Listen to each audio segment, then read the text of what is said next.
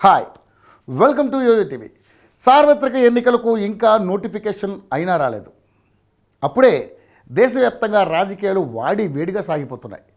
ఒక పక్క కాంగ్రెస్, మరోపక్క బీజేపీ కేంద్రంలో అధికారం కోసం పావులు కదుపుతున్నాయి. అయితే కర్ణాటక ఎన్నికల ముందు వరకు కూడా కాంగ్రెస్ బీజేపీకి గట్టి పోటీ ఇస్తుందని ఎవ్వరూ అనుకోలేదు.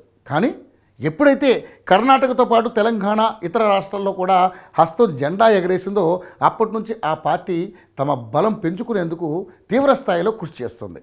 కాంగ్రెస్ కూడా ఇండియా కూటమిని బలపరిచే పనిలో పడింది. కాంగ్రెస్ నాయకులు ఎంపీ రాహుల్ గాంధీ కాంగ్రెస్ అధికారంలోకి తెచ్చేందుకు భారత్ న్యాయ్ జోడో యాత్ర చేపట్టారు. దీంతో అటు బీజేపీ కూడా అలర్ట్ అయింది. ప్రధాని మోడీ లోక్సభ ఎన్నికలకు ప్రచారం మొదలుపెట్టారు.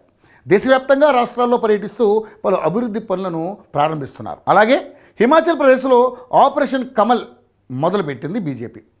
ప్రస్తుతం అక్కడి అధికారంలో ఉన్న కాంగ్రెస్ సర్కార్ డేంజర్లో పడింది. అక్కడ కాంగ్రెస్ ప్రభుత్వాన్ని కూల్చే కుట్రలు చేస్తోంది బీజేపీ. ఈ క్రమంలో కాంగ్రెస్ ఎమ్మెల్యేలను కొనాలని ప్రయత్నాలు చేస్తుంది. ఇప్పటికే కాంగ్రెస్కు 6 ఎమ్మెల్యేలు రాజీనామా చేసి బీజేపీలో చేరారు.